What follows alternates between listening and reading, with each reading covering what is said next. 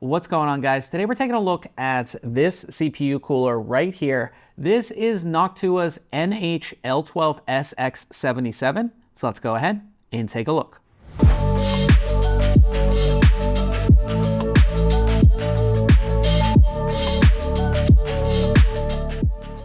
Before we take a look at the cooler itself, this is going to be a variation of the NH-L12S. What Noctua has done is they've actually made the cooler a bit taller, up to 77 millimeters. That's why it's called the X77. And that's going to allow 100% RAM clearance and just better compatibility with motherboards.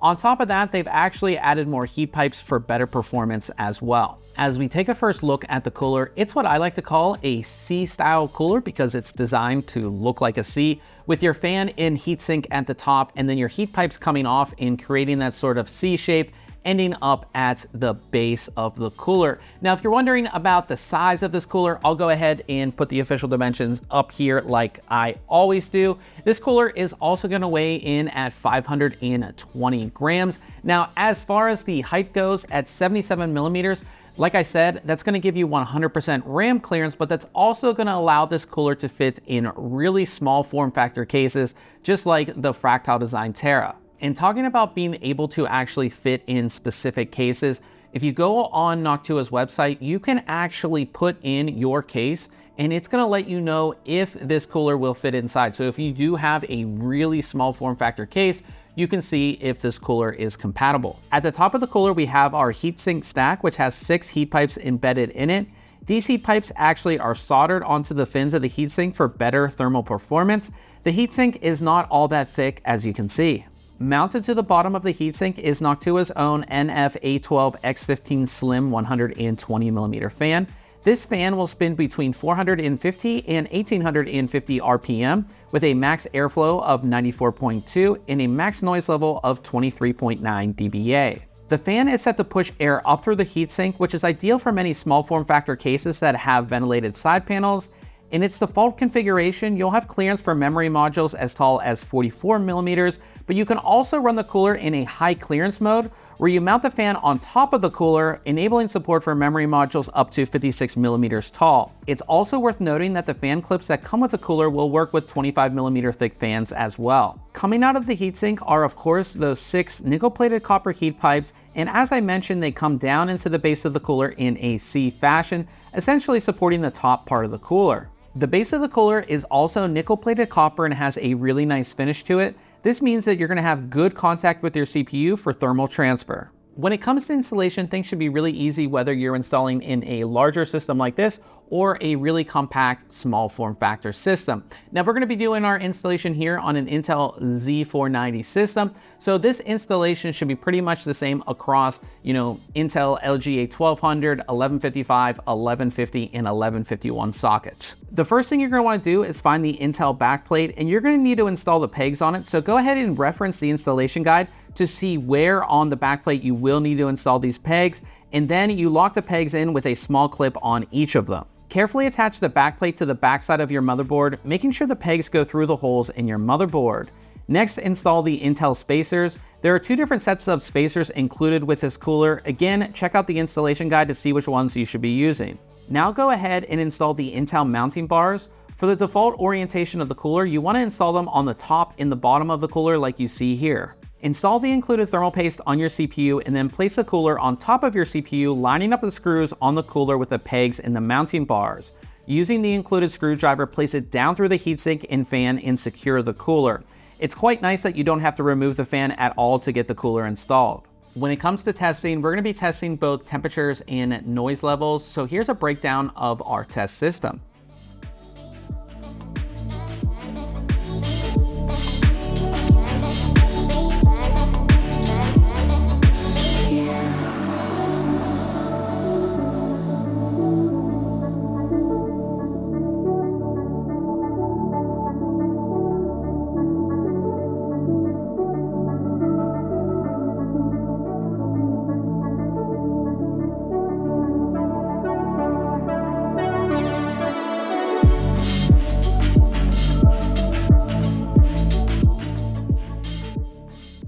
when it comes to building in a small form factor system, things can get a little bit tedious just because the cases are so small and there's not a lot of room to work with.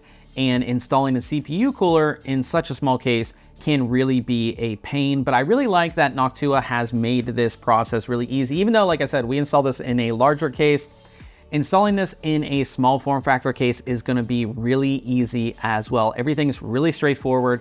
You don't have to take the fan off or remove anything from the cooler to go ahead and get it installed. You essentially just place it on top of your CPU and then screw it in. It's really that easy. And I think a lot of people doing small form factor builds, the last thing you want to worry about is, you know, I got to take the fan off and I got to try to figure out how to get it back on.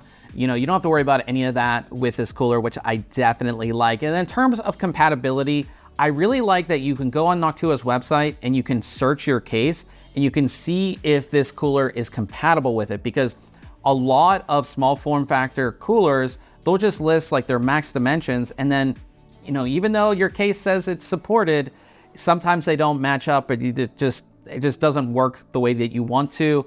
Noctua actually has tested all these and you can go on their website and see if they'll fit. So I really, really like that.